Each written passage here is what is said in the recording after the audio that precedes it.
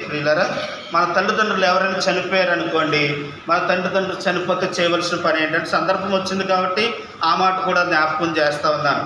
100 మంది కుమారులు ఉండి సరిగా సమాధి చేయబడకపోతే వాడు పిండముగా ఉన్నప్పుడే ఆ పిండముగానే పడిపోవటమే మేలంట.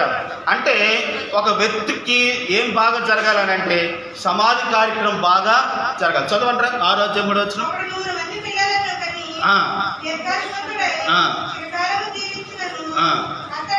అతడు సుఖానుభవం అంటే సుఖపడకుండా అన్యాయంగా చనిపోయినను వాడు సరిగా సమాధి చేయబడిన వాడి గతి కంటే పడిపోయిన పిండమే గతే మేలని నేను అంటే తల్లిదండ్రులు అంటే బాధతో కాలాన్ని ఏం చేయకూడదటండి, ముగించకూడదట. వారు సంతోషంగా అమ్మ ఇదేంటండి బాబా చచ్చిపోతాం దాన్ని తప్పుగా అర్థం చేసుకోవద్దు. ఒక రోజున అందరూ వెళ్ళిపోతాం. దాని ముందుగా నేను చెప్తున్నది ఏంటంటే వారు సుఖముతో సంతోషంతో మనము వారి కాలాన్ని ముగించేవారిగా మన పిల్లలంగా మన బాధ్యత అనే విషయాన్ని తెలియపరుస్తూ ఉంటున్నాను. కాబట్టి దేవుని వాక్యంలో అంటారు ఏంటి తెలుసా పిల్లరా, తల్లిదండ్రులను చూడండి. సామెతల గ్రంథంలో అనుకుంటా ఏమని ఉంటుందనంటే,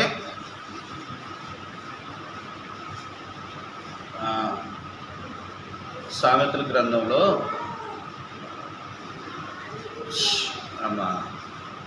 అదే లోకాకులు పొడుచుకుని తింటాయన్నమాట. 30వ అధ్యాయం సామెతలు 30వ అధ్యాయంలో పట్టుకోమ్మా మాట. చూడండి మనుషులంట 17వ తండ్రిని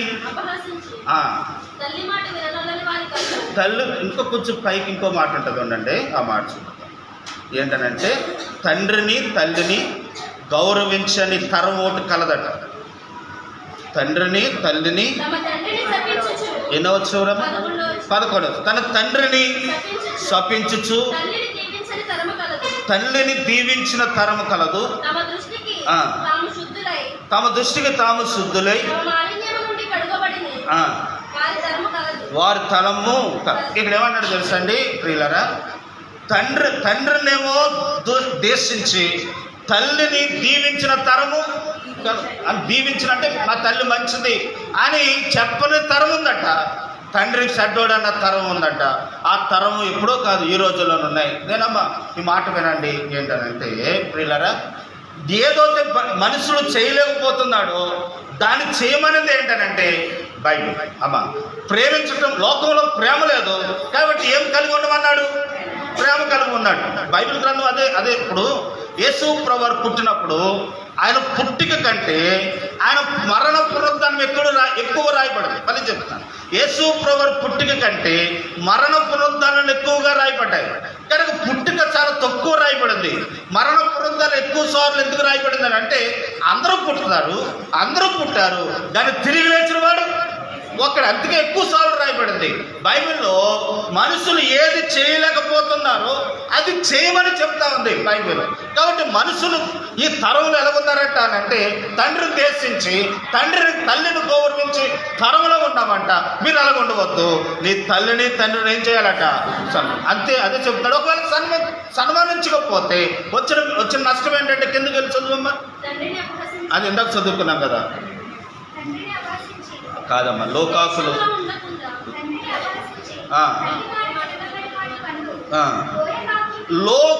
ఏం చేస్తాయంట? ఏం చేస్తాయంట? పీకేస్తాయి. కాబట్టి ప్రియులరా, తల్లులు కలిగిన తండ్రులు కలిగిన వారులరా, కొంతమంది బడాయి మాటలు ఏం చెప్తారో తెలుసా? మా తల్లి ఉందనుకోండి, మా నాన్న లేడండి, మా నాన్న ఉంటే నేను ఎంత బాగా చూసుకుందని అంటాడు. తల్లిని చూస్తలేదు. ఇప్పుడున్న తల్లిని చూస్తలేదు కానీ ఎవరు బాగా చూసేస్తాడట? తల్లినే చూడడు, తండ్రినే చూస్తాడు. కాబట్టి మరి కొంతమందికి ఏమో తల్లి లేకపోతే తండ్రి ఉంటే మా అమ్మ ఉంటే బాగా చూదునని అంటారు. కాబట్టి నేను అంటున్న మాట ఏంటంటే కనుక వాళ్ళ అమ్మను కూడా చూడడు, తండ్రి చూడన్నాడు, తల్లిని ఎలా చూస్తాడు? కాబట్టి ప్రియులారా, ఈ లోకములు ఎలాగుందనంటే కనుక వారు బతుకుండగానే చచ్చిపోమని కోరుకోకూడదట. వారు బతుకుండగా వారి విషయంలో మనం ప్రార్థన చేయాలి. కనుక పిల్లల విషయంలో అయినా తల్లిదండ్రుల విషయంలోనైనా ఎవరి విషయంలోనైనా మనం వారు బతకాలని కోరుకోవాలి, వారు మారాలని కోరుకోవాలి, వారిని శపించకూడదట. దేవుని వాక్యం చెప్తా ఉంది ప్రియులారా, 20వ అధ్యాయం నిర్మాకాండం 20వ అధ్యాయంలో ఏం రాయబడిందనంటే దేవుని వాక్యం చెప్తా ఉంది, తల్లిని తండ్రిని ఆమె ఏం చేయాలటండి? సన్మానం. కాబట్టి వారు దుఃఖముతో చనిపోవటం వల్ల వారు ప్రియులారా వారు పిండముగానే పడిపోవటమే మేలట. కాబట్టి వారు దుఃఖముతో చనిపోకూడదనే విషయాన్ని తెలియపరుస్తూ ఉంటున్నాను. మనం ముందుకు వెళ్ళిపోదాం రండి ప్రియులను. మరొక పాఠం మన 11వ అధ్యాయంలోకి 12వ అధ్యాయంలోకి వద్దాం. 2వ సమయంలో రాసిన గ్రంథం 12వ అధ్యాయం. కాబట్టి దావీదు అలా చేసిన తర్వాత 13వ అధ్యాయంలోకి వచ్చినప్పటికి ఏమైందనంటే ప్రియులారా, దావీదు తనకి భార్యలు చాలామంది ఉన్నారు. వారిలో ఒకడేమో అబుషాలం, వాడికి ఒక చెల్లుంది, అబుషాలం గారికి చెల్లుంది. అబుదేము అని ఒక ఆయన ఒక కుమారుడు ఉన్నాడు, ఇంకో తల్లి బిడ్డ. కాబట్టి తండ్రి ఒకరు, తల్లులేమో వేరు. ఇక్కడ జరిగిన విషయం ఏంటంటే ప్రియులారా, అబుషాలం అందగాడు, అబుషాలం చెల్లు కూడా అందగత్తైన ఆ అమ్మాయిని చూసి, అబుషాలం చెల్లును చూసి ఈ అబునాము అనే వ్యక్తి అమ్నోను అనే వ్యక్తి ఇష్టపడ్డాడట. ఎవరిని? వాళ్ళ మాటల్లోకి రావాలి. చెల్లిని ఇష్టపడి ఆమెను కోరుకున్నాడట. కోరుకుని ఆమెనుతో ఎలకొలం ఆడుతున్నాడు. కానీ ఆ చెల్లి మాత్రం, తామారు మాత్రము అన్నీ కానీ భావిస్తూ తిరుగుతూ ఉంది. ఇంట్లో అన్నిలా తిరుగుతూ ఉంటే బెంగడిపోయింది మాట. ఎవరికి? ఏంటి చెల్లితో ఈవిడితో నేను కవ్వించి మాట్లాడినా ఏం చేసినా పట్టించుకుంటాను లేదని ముసుగేసుకుని కూర్చున్నాడు. ముసుగేసుకుని కూర్చున్న తర్వాత వాళ్ళ ఇంట్లోనంట యెహోదాబు అని ఒక ఆయన ఉన్నాడట. యెహోనాదాబు అని ఒక ఆయన ఉన్నాడట. వాడు మహా కపటము కలిగిన వాడట. ఏవయ్యా, ఎందుకు అలాగున్నావురా బాబు, నీకేం కావాలరా అని అడుగుతాడు. అన్నాడు ఆ కుర్రోడు చెప్పాడు, యెహోనాదాబుతో ఏం చెప్పాడంటే, నాకు ఆ అమ్మాయి మీద ఇష్టంగా ఉంది కాబట్టి చెప్పకపోతే అర్థమవుతుంది ఇలా చెప్తాను, కాబట్టి ఆ అమ్మాయి కావాలని అంటే ఈడు తప్పుడు అభిప్రాయం ఇచ్చాడు. ఓ పంచి నీరసంగా ఉందని చెప్పి నువ్వు ముసుగేసుకుని పడుకో, కాబట్టి మీ నాన్నకు కౌరాడతాను, మీ నాన్నే మీ చెల్లెను పంపించి కనుక పప్పములు చేసి నీకు పెడతాడు, అప్పుడు నీకు చేతికి చిక్కుతుంది అని చెప్పి తప్పుడు సలహా ఇవ్వగా ప్రియులరా ఆడు అలా చేశారట. చేసిన తర్వాత తన చెల్లి వచ్చిందంటండి. చెల్లి వచ్చిన తర్వాత తామారును పట్టుకొని ఆమెను పాడు చేసినట్లుగా చూస్తూ ఉన్నాం. అన్న చెల్లిని ఏం చేశాడనంటే పాడు చేశాడు. ప్రియులరా అలా పాడు చేయడానికి మొదటి కారణం ఏంటంటే, మొదటి కారణం ఎవరనంటే దావీదే. ఆమె మొదటి కారణం ఎవరు? ఎందుకని అనంటే చూడండి, ఒక అధ్యాయం మళ్ళీ ముందుకెళ్దాం. 12వ అధ్యాయంలో దావీదు చేసిన పనును బట్టి దావీదు మీద ఉగ్రత మరి పిల్లల మీదకి వచ్చింది. 10వ వచనం, 12వ అధ్యాయం 10వ వచనం.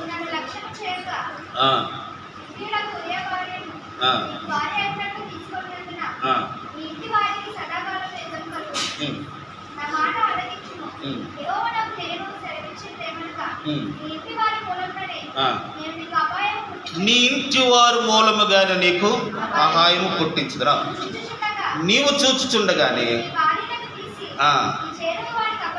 చాలు. ప్రియులారా, దావీదు చేసిన దాన్ని బట్టి ఇప్పుడు వారి పిల్లలు ఏం చేయబడ్డారనంటే చెడపబడుతున్నట్టుగా మనం చూస్తూ ఉన్నాం. వారింటి వారే దావీదు పాపను బట్టి వారింటి వారు ఏమైపోయారనంటే వ్యతిరేకమైపోయారట. వారింటి వారే శత్రువులు అయిపోయారట అని అంటే ప్రియులారా, ఈ వాక్యం వింటున్న దేవుడు బిడ్డలారా, పాపం ఎంత భయంకరమైందో చూసారా? పాపము చేసిన తర్వాత ఆ రోజుతో అది ఆగిపోదు. ఆ పాపం ఏం చేస్తుందనంటే తరతరాల వరకు మనల్ని ఏలుబడి చేస్తుంది, పిల్లల వరకు వేలుబడి చేస్తుంది. కాబట్టి నేను పాఠంలోకి వెళ్తున్నాను ప్రియులారా. మంచి మనసుతో అర్థం చేసుకోండి, వినండి. నేను ఎవరిని దుఃఖపరచలేదు, అర్థం చేసుకోండి. ఈరోజు మీతో చెప్తా ఉన్నాను, ఇది బంగారపు మాట. నువ్వు చదువుకున్నా, చదువు లేకపోయినా, ఉద్యోగస్తుడివైనా, కలెక్టర్వైనా, డాక్టర్వైనా, ఇంజనీర్వైనా, ఎవరివైనా నీ జీవితాన్ని మార్చే మాటలు, నిన్ను ఉన్నతమైన స్థితిలోనికి తీసుకుని వెళ్ళే మాటలు. నీ చదువు నిన్ను మార్చలేకపోయింది. సిగరెట్ మానారా? చదువుకున్న వాళ్ళంటే మానలేకపోయారు. నీ చదువు నీకున్న ఆ పొలుకుబడి తాగుడు మానిపించిందంటే మానిపించలేకపోయింది. కానీ నేను ఈరోజు చెప్తా ఉన్నాను, దేవుని వాక్యం నిన్ను మారుస్తుంది. దేవుని వాక్యము నీ జీవితాన్ని మారుస్తుంది, నిన్ను ఉన్నతమైన స్థితిలోనికి తీసుకుని వెళ్తుంది. మంచి మనసుతో నువ్వు ఆలోచిస్తే నీ స్థితిగతిని మార్చి ఒక ఉన్నతమైన స్థితిలోకి వెళ్తుంది. ప్రియులారా, ఎక్కడి నుండైతే పాపము ద్వారా వచ్చిన శాపం వచ్చిందో నువ్వు ఆయన తట్టు తిరిగితే ఆ శాపం ఆ రోజుతో స్టాప్ అయిపోద్ది. అది నీకు రానవదు, నీ తరమునకు రానవదు. కాబట్టి మనం తిరగాలి అని ప్రభు పేరట మనం చేస్తూ ఉంటున్నాం. చూసారా, దావీదు జీవితంలో దావీదు చేసిన తప్పుదనం బట్టి ఎంత నష్టము వారి కుటుంబంలోనికి వస్తూ ఉందో. ఇదే కాదు, అబ్షాలోము ఎదురు తిరిగాడు, వారి పిల్లలు ఎదురు తిరిగారు, వారి ఇంట్లో వాళ్ళు ఎదురు తిరిగారు, పక్క వారు ఎదురు తిరిగారు. నువ్వు నీతిగా ఉంటే ఎంతమంది తిరిగినా కానీ అపాయం నీ ఇంట్లోనికి రాదు. ఈ విషయాన్ని చెప్తే ముందుకెళ్తాను. అందరూ ఒకసారి దేవుని స్తోత్రం చెప్దామా. దేవుడు కొంతమందిని క్షమించాడు. వినాలి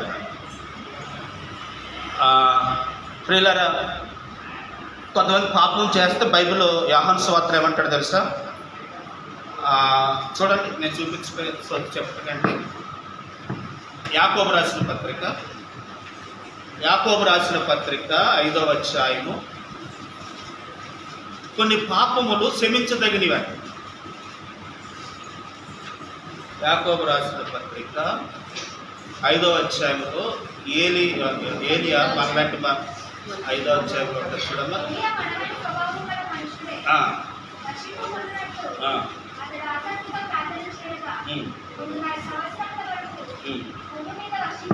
భూమి మీద వర్షింపలేదు,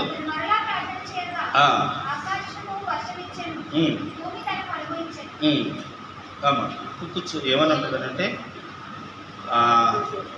మీలో ఎవరైనా రోగిగా ఉంటే సంఘ పెద్దలను పిలిపించి, 15వ వచ్చిన బాబా చదవమ్మ.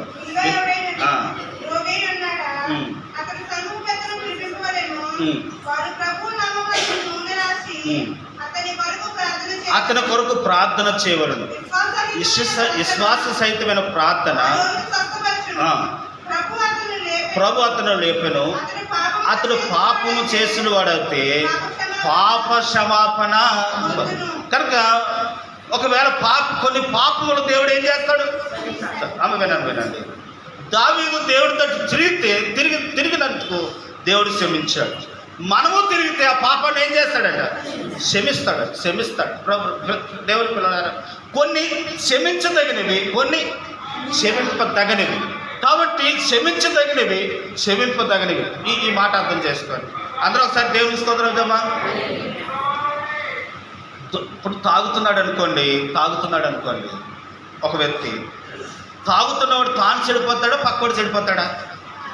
తాగుతున్నవాడు సిగరెట్ కాలుస్తున్నాడు అనుకోండి, తన ఊపిరితిత్తులు పాడైపోతాడు, పక్కోడు పాడైపోతాయా? తనయే పాడైపోతాయి కదండి. ఇప్పుడు వ్యభిచార పాపం అనేది అలా కాదు.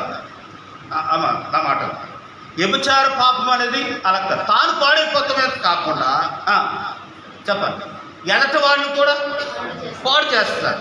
ఇది ఒప్పుకోడు దేవుడు. తనకు తాను పాడైపోయినది అది దేవుడు క్షమిస్తాడు. ఎదటి వ్యక్తిని పాడు చేసింది ఏం చేయడం? మీకు అర్థమైందమ్మా? ఎదటి వ్యక్తిని పాడు చేసిన దాన్ని క్షమించడు, దానికి ఏమిస్తాడు? శిక్ష వస్తుంది. ఇప్పుడు దావీదు తాను చెడిపోతే ఒంటరిగా తాగేసి చెడిపోతే పర్లేదు, అది క్షమాపణ. అలా కాకుండా ఎదటి వ్యక్తిని ఏం చేస్తున్నాడు అని అంటే పాడు చేస్తా ఉన్నాడు. ఇది దేవుడు క్షమించదగినది కాదు. కాబట్టి ఇదే వాక్యం మనం అన్వయించుకుంటే, దావీదు తాను కాకుండా పక్కోడితో చేసిన ఆ పాపమును బట్టి ప్రియులరా, తాను క్షమింపదగినది పాపం చేయటం దాన్ని బట్టి ఆ దావీదుకు ప్రియులరా ఈ విషయాన్ని ఆలోచిద్దాం. ప్రియులరా గమనించండి. ఇప్పుడు దావీదు ఈ పాపం చేశాడు కాబట్టి అది వచ్చింది. మనమైతే వ్యభిచారమే చేయక్కర్లేదు. మనం ఏదైతే పక్క వ్యక్తిని పాడు చేస్తున్నామో, పక్క వ్యక్తికి మనం ఆటంకంగా ఉంటున్నామో, అది వ్యభిచారం కంటే మళ్ళీ చెప్తాను.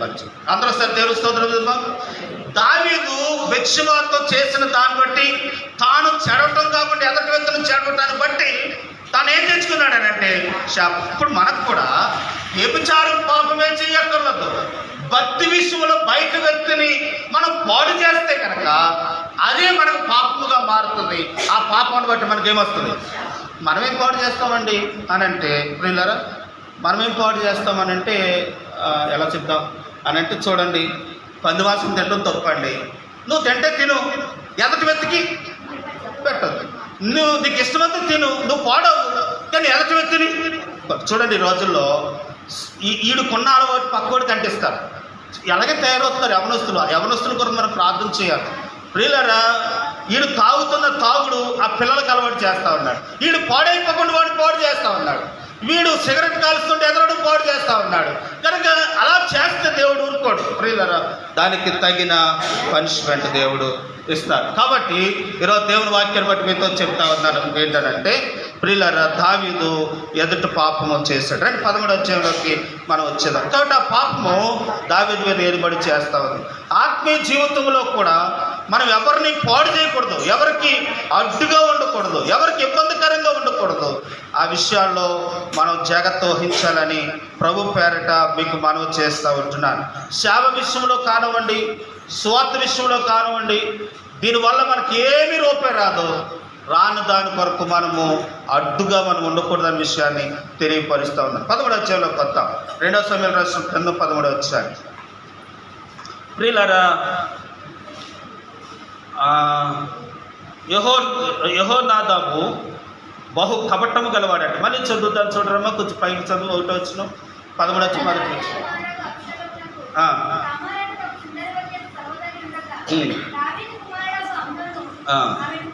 అమ్నోను నీరసంగా ఉందని అని చెప్పి తాను నటన చేశాడు. ప్రియులారా, ఈ వాక్య సత్యాన్ని మీరు గమనించండి. అలా నటించి మాధవసారి దేవుని స్తోత్రమా, పెద్దగా ఉన్నవారు చూసారు, పెద్దగా ఉన్నవాళ్ళు ఏం చేయాలంటే, పెద్దలుగా ఉంటాం కదా, అన్నీ తెలిసిన వాళ్ళు ఏం చేయాలనంటే, నాయన ఈ విషయంలో నువ్వు నష్టపోతున్నావు, జాగ్రత్త అని చెప్పాలి. ఎవరు? మీరు కూడా తల్లిదండ్రులు ఏం చేయాలి తెలుసమ్మా? మీ పిల్ల ఎక్కువగా సెలవుతో ఉంటుందమ్మా, ఏంటో అర్థం కావట్లేదు, ఎక్కువ మాట్లాడుతుందని చెప్తే మా మీద పడకూడదు, పెద్దల మీద పడకూడదు. ఏం చేయాలి? ఆలోచించాలి. ముద్దుదా నిజమా? మీరు కూడా గమనించాలి. ఆ పిల్లల్ని తిట్టకుండా గమనించి మీరు అప్పుడు దాకా మీకు ఆ మనసు రాదు. మీకు ఎలా ఉంటుందంటే, పిల్లలు మీ ఎదురుగుండా చాలా మంచోళ్ళుగా నటిస్తారు. మాకు సెల్ ఫోన్ అంటే ఏంటమ్మా, ఎలా ఉత్తుతుంది, మొత్తం సెల్ ఫోన్ తిరగేస్తారు బయటకు వస్తుంది. కాబట్టి ప్రియులారా, మామూలు ఉదాహరణ చెప్తాను. వారు ఇంట్లో నటిస్తారు, కానీ బయటకి వచ్చినోడికి వారి యాసాలు వేరేగా ఉంటాయి, కానీ ఏదో ఒక రోజున దొరుకుతాయి. కాబట్టి తల్లిదండ్రులు గమనించి వారి ప్రవర్తన చూసి వారు మందలించాలి. పెద్దలాంటి వారు బయట మేనటోళ్ళు చెప్పినప్పుడు కూడా మీరు ఆలోచించాలి. మమ్మల్ని తిట్టుకోకూడదు. అమ్మ పిల్ల ఎలా ఉంటుందమ్మా, పిల్లోడు ఎలా ఉంటున్నాడమ్మా, చాలా ఎక్కువగా కుర్రోడితో తిరుగుతూ ఉన్నాడు, ఆడు మంచి స్నేహం కాదు, ఆడు మంచివాడు కాదండి, మా పిల్లోడు ఎలా చెప్పండి, మా పిల్లోడు ఎలా ఉంటాడు కదా, ఎప్పుడు మా పిల్లోడి మీద ఉంటాయి మీరు కాళ్ళ, ఎప్పుడు మా వాడు మీద అంటారు అనకూడదు. దేవుని బిడ్డలారా, చెప్పినప్పుడు ఏం చేయాలి? ఇప్పుడు యెహోనాదాబు చేసిన పని ఏంటంటే, దేవుని బిడ్డలారా, వాడికి లేనిపోని ఆలోచన ఇచ్చాడట. చూడండి, ఆ మాట చదువుతాం.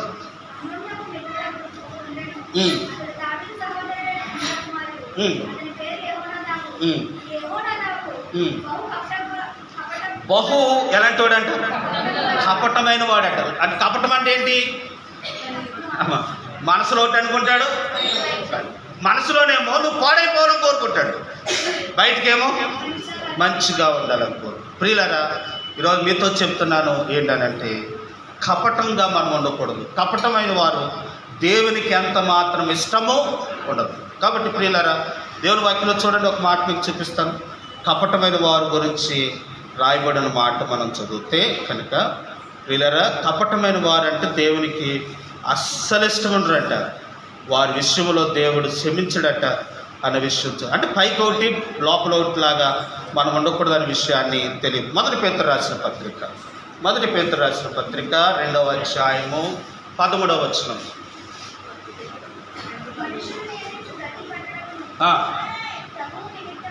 ప్రభువు నిమిత్తమై లోబడి ఉండి చదవమ్మా. కాదు, మొదటి పేతురు 2వ పేతురు మీద ఏం చెప్పింది? మొదటి పేతురు 2వ అధ్యాయం 13వ వచనం.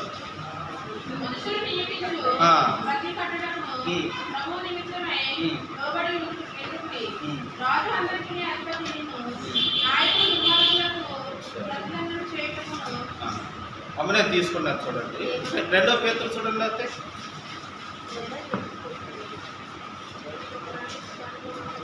2 పేతురు రాసిన పత్రిక 2వ అధ్యాయం 13వ వచనంలో ఉందా? 11వ వచనం.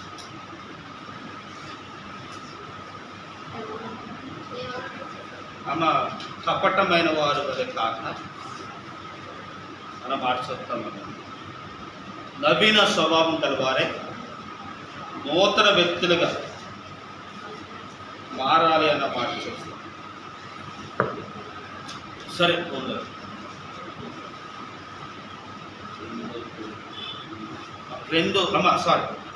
1 పేతురు 2వ అధ్యాయము 1వ వచనం.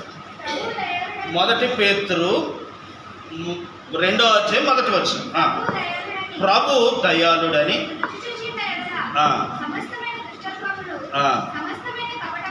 సమస్తమైన కపటమును యాసదారునియు అసూయను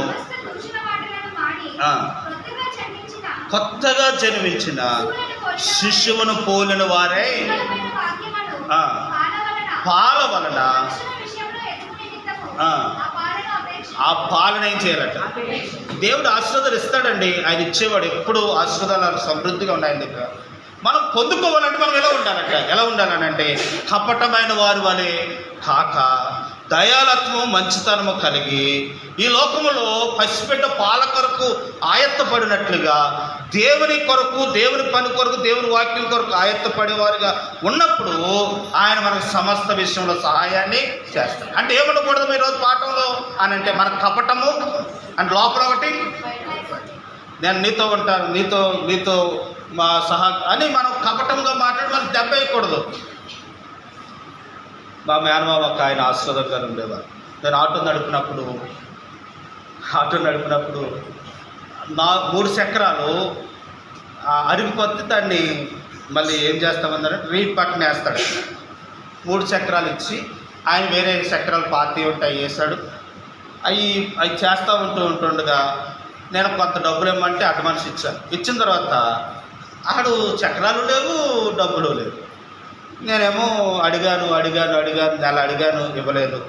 నేనేమో బయటకు తిరుగుదాం, దూరంగా వెళ్దామంటేనేమో ఆ చక్రాలు బాగాలేదు, వేరే చోట కిరాలు వస్తున్నాయి, పోతున్నాయి, ఎలాగ ఏంటని మొత్తానికి ఎవరు తీసుకెళ్తే బాగుంటుందని చూస్తే ఆశీర్వాదం గారు కనపడి, ఆశీర్వాదం మాయా ఇలా చేశారు, మాయా ఇలా చేశాడని అన్న తర్వాత తీసుకెళ్ళాను. నడవరా తుక్కు దులిపేస్తాను అన్నాడు. ఆయన తీసుకెళ్ళాను. మరి ఆడేం చెప్పాడో నా తరపున ఉంటానని చెప్పాడు. ఆడు సైక్యం చేశాడేమో నీకు సారాకెత్తానని ఎక్కడాడు తిరిగాడు. అటు తిరిగేసి చక్రాలదేవి పౌడలేదు అవతరికి అన్నాడు.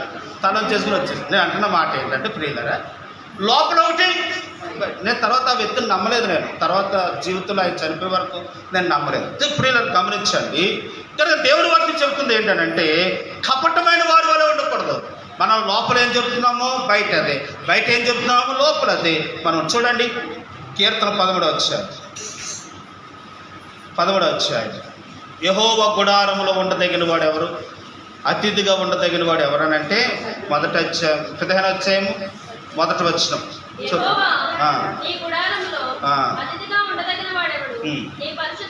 నీ పరిశుద్ధ పర్వతం మీద యథార్థమైన ప్రవర్తన కలిగి నీతిని అనుసరించి హృదయపూర్వకముగా ఏం పలకాలి? నేను చాలాసార్లు అంటున్నాను, కాబట్టి నేను ఏమైనా పొరపాటు చేస్తే నాకు తెలవదు, మీరు చెప్పండి వ్యక్తిగతంగా. మీ ఇంటికి వచ్చినప్పుడు సంఘంలో కాదు, వ్యక్తిగతంగా మీరు చెప్పండి. నేను దానికి తప్పైతే నేను సరి చేసుకుంటాను, లేకపోతే ఎందుకు అలా చేస్తున్నాను అనేది తనకి నేను సందేశం చెప్పుకుంటాను. కాబట్టి చెప్పండి, మీరు నన్ను చెప్పండి. నేను అంటున్నది ఏంటంటే ఇంట్లో ఏం చెప్తున్నామో బయట కూడా తెచ్చి చెప్పాలి. ఇంట్లో ఒకలా బయట లెక్క. అది ఏం చెప్తున్నాడు అని అంటే యెహోవా గుడారం అంటే పరలోకములు ఎవరు వెళ్ళగలరు, ఎవరుంటారని అంటే అంటున్నాడు పరిశుద్ధులుగా ఉండి యథార్థ ప్రవర్తన కలిగి నీతిని అనుసరించు హృదయపూర్వకంగా ఏం పలకాలంట చూడండి. అది కూడా వచ్చింది. అట్టివాడు నాలుకలతో కొండములాడడు, తన చెలికానికి ఏం చేయడట, కీడు చేయడు, తన పొరుగు వారి మీద నింద. కాబట్టి ఏం పలుకుతాడు అని అంటే తన నాలుకతో అబద్ధాలు చెప్పడట, కొండములు చెప్పడట. కనుక నిజం పలికివాడు అని మనం ఉండాలి. కనుక అభిదాతము కపటముగా ప్రవర్తిస్తామన్నాడు. యోహాను సువార్తలో యేసు ప్రభు వారు ఈ లోకంలో జీవించినప్పుడండి ప్రియులారా, యేసు ప్రభు దగ్గరికి నతానీయులు వస్తూ ఉంటుంటే నతానీయులు ఏమన్నాడు తెలుసా? అంటే చదువురామా అంటే యోహాను సువార్త 1వ అధ్యాయము 47 వచనం. యేసు ప్రభు వారు ఏమంటారు?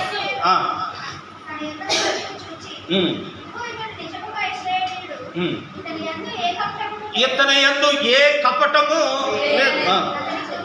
అతను గురించి ప్రియులారా, నతానీయుల గురించి యేసయ్యకి ఎలా తెలుసు? నతానీయులకి యేసయ్య గురించి అంటే ప్రభు చెప్పాడు, నువ్వు అంజూరపు చెట్టు కింద కూర్చున్నప్పుడే నీ గురించి నేను చూసా. ఇదిగో ఆదాము చెట్లు చాటును మధ్యలో తోకున్న ఆదాము గురించి నాకు తెలుసు. ఇదిగో ఆ చెట్టు పైన ఎక్కిన జక్కీ గురించి నాకు తెలుసు. కానీ చెట్టు కింద కూర్చున్న నతనేలు నీ గురించి తెలుసు. నువ్వు కపటమైన వాడువో మంచివాడువో నాకు తెలుసు. కాబట్టి నువ్వు ఇశ్రాయేలులోని నీ అంత కపటమైన వాడు ఎవరునో నువ్వు మంచివాడు అని దేవుని వాక్యంలో మనం చూస్తూ ఉంటున్నాం. కాబట్టి ఈరోజు దేవుని వాక్యాన్ని బట్టి చెప్తా ఉన్నాను, కపటము లేని వారి వలె మనం ఉండాలి అనే విషయాన్ని మనము నిజం పలికేవారుగా ఉండాలి. రండి మన పాటల్లోకి వద్దాం, ప్రియులరికో మాటలోనికి మనం వద్దాం. అతడు మోసం చేసినట్లుగా మనం చూస్తూ ఉంటున్నాం. ఆ మోసంలో పడి తాను ఏం చేశాడనంటే ఆమెను మోహించినట్టుగా పాపం చేసినట్లుగా మనం చూస్తూ ఉంటున్నామండి ప్రియులరా. అలా చేయటను బట్టి అతడు పాపం చేశాడు. పాపం ద్వారా వచ్చిన జీతము మరణం. ఆఖరికి ప్రియులరా ఆమె ఏం పేరు?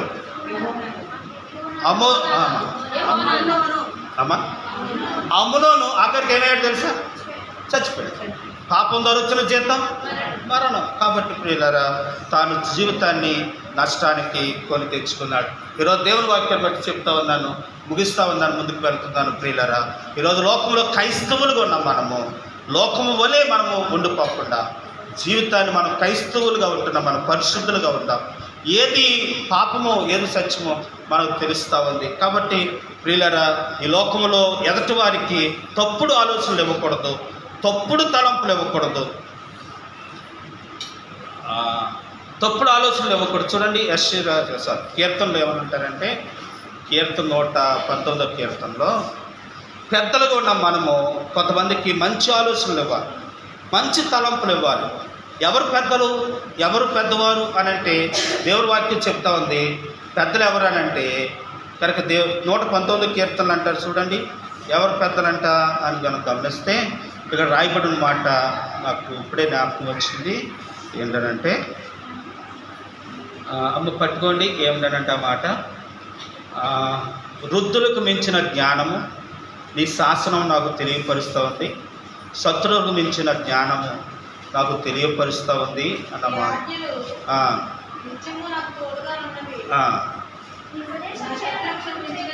అదే ఎన్నో వచ్చినమ్మా? కామెడీ చెప్పమ్మా. 98 చదువమ్మా. నీ ఆజ్ఞలు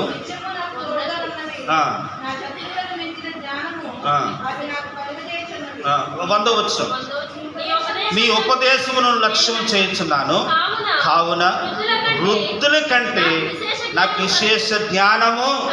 ఇప్పుడు పెద్దలు ఎవరనంటే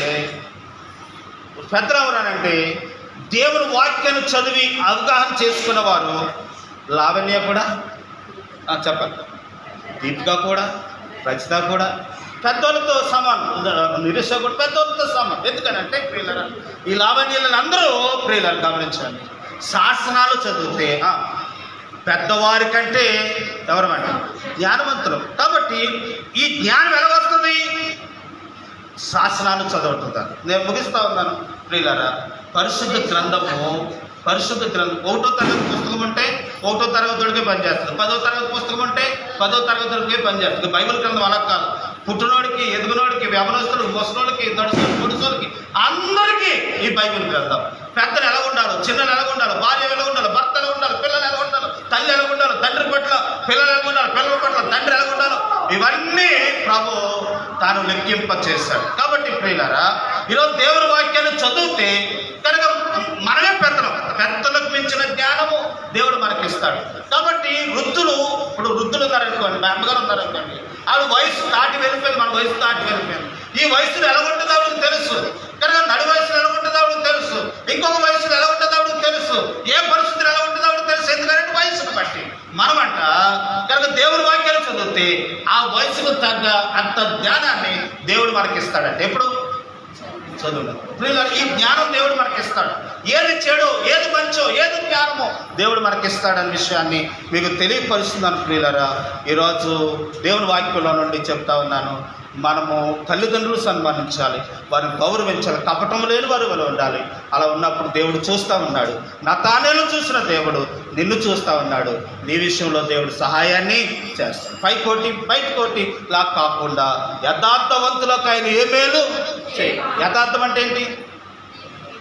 యథార్థం అంటే ఏంటంటే లోపల ఒకటి అనుకుని బయట ఒకటి చెప్పటం కాదు. యథార్థం ఏంటంటే ఇది కూడా కపటం లేని వారు అనే మాటే. లోపల ఏది అనుకున్నాము, బయట కూడా అది అనుకుంటామే. దాన్ని ఏమన్నారంటే కపటం లేని వారు అనే మాట మనం చూస్తా ఉన్నాం. ప్రియులారా, యేసు ప్రభువు ఎలాగన్నారు, వేశ్యనైనా క్షమిస్తాను కానీ వేషధారిని నేను క్షమించను వారికి పరలోక రాజ్యము.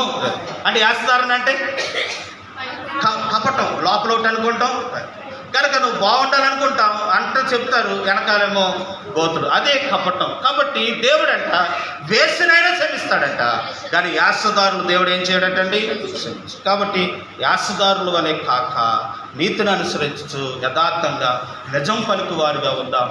అలా ముందుకు సాగిపోదాం. అలా దేవుని సత్యంలో మనం ఉందాం అని ప్రభు పేరట మీకు మనవి చేస్తూ ఉంటున్నాను ప్రియులారా.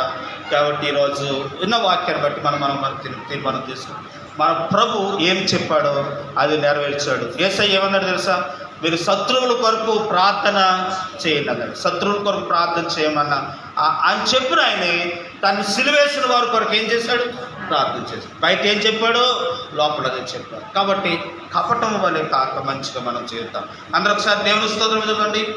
అందరూ ఒకసారి దేవుని స్తోత్రం ఇద్దాం. ముగించేస్తాను ఈ మాట చెప్పి.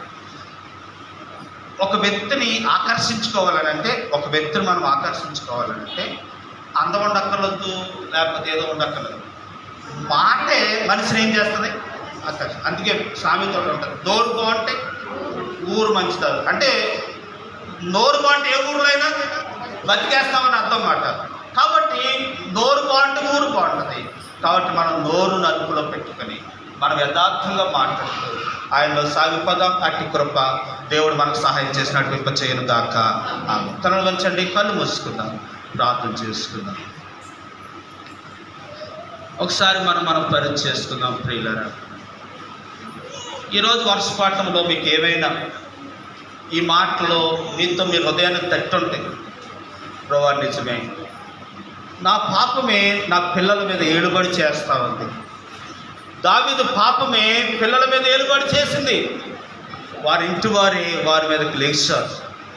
దేవా, మేము చేసిన మా పాపం మా పిల్లల మీదకి రాకుండానట్లు దేవ మా అతిక్రమలు మీరు కడగండి, శుద్ధి చేయండి. ప్రియులారా గమనించండి, దేవుని వాక్యంలో చెప్తా ఉంది, దావీదు పాపం చేశాడు. తాను చెడిపోవటమే కాకుండా పక్కవారిని చెడిపాడు కాబట్టి తన మీద శిక్ష విధి వచ్చింది. ఈరోజు మనము కూడా ఎదటి వారిని చెడిపే ప్రయత్నం మనం చేయకూడదు. అలా చేస్తే శిక్షా విధికి పాత్రలు అవుతాం. అది క్షమింపదగినది, దానికి శిక్ష మనకు వస్తుంది. కాబట్టి ఒకవేళ కొన్ని పాపములు క్షమించదగినవి, కొన్ని పాపములు క్షమింపదగినవి. కాబట్టి ఈరోజు ప్రభు దగ్గర ఒప్పుకుందాం. అంత మాత్రమే కాదు, తల్లిదండ్రులు బతుకుండగానే వారిని చూడాలి, వారిని ఆదరించాలి. వారు దుఃఖముతో చనిపోకూడదు. వారు చనిపోయే వరకు నువ్వు చూడాలి. ఆ బాధ్యత నీకుంది. మనుషులు లోకములో చేయనిది ప్రభు నీకు చెప్తా ఉన్నాడు, చేయమంటున్నాడు. కాబట్టి మనం చేయాలి. తర్వాత ప్రియులారా, కపటము లేని వారి వలె యాసదారులు కాక యథార్థవంతులుగా మనం ప్రార్థించుదాం. ఆయన సహాయం కోరుకుందాం. ప్రార్థించుదాం. ప్రేమ నమ్మకము గల మా పరలోకమందున మా తండ్రి,